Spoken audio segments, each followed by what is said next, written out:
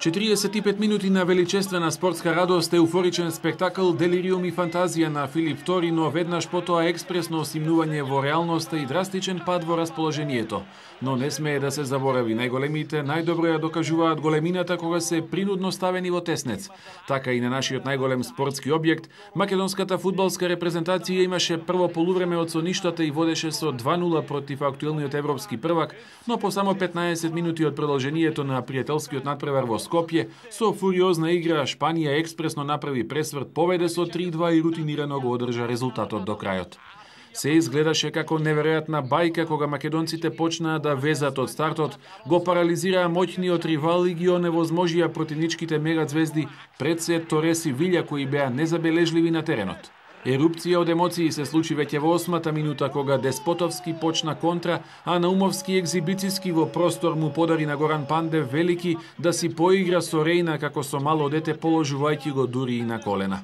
И додека шпанците се бараа себе си во средината и во нападот, задната линија им подари на нашите уште една контра во 32-та минута, по која Пандев не можеше да му одолее на предизвикот, уште еднаш го измами голманот на Ливерпул и со вкупно 17 гола досега се изедначи со Христов како најефикасен во националниот состав.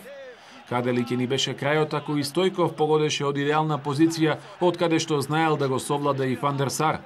Великанот почна да се буди дури по истекот на првиот полчас, кога Вилја еднаш го префрли голот на Николовски, а потоа ја затресе стативата. 2:0 звучеше нестварно на полувреме, но за жал, стварноста бргу ја согледавме. И додека Дел Боске го промени системот и реагираше со Фабрегас и со Риера, Јонус го повлече Седловски, ставајќи го Лазаревски кој ја презеде од Новески позицијата десен бек.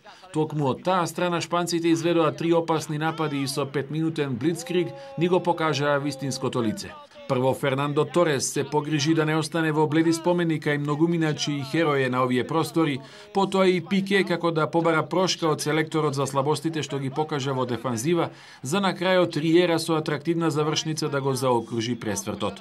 Од 2:0 за миг 2-3, пошто Македонија не можеше да направи ново чудо, за жал ниту да се спаси од пораз. И двајцата селектори дополнително направија корекции во тимот, но ниту со момците кои добија шанса од Јонус, нашиот состав немаше сили за уште еден подвиг.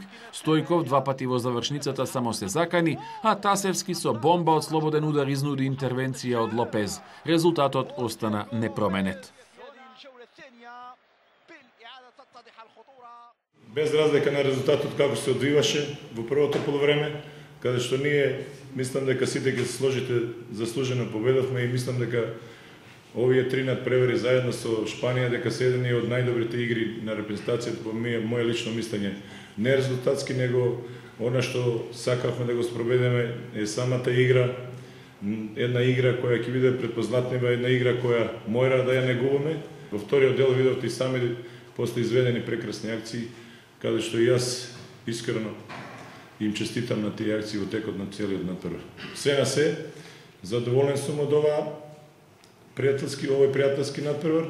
Она што посакав да го видам и она што сакав да го спроведам тактички во наредниот период, мислам дека ми успеа.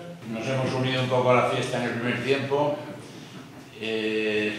pero no obstante tengo que decir que ellos han sido muy superiores en esta primera parte. Значи морам да признам дека сепак во почетокот во првиот дел бевте вистина подобри од нас.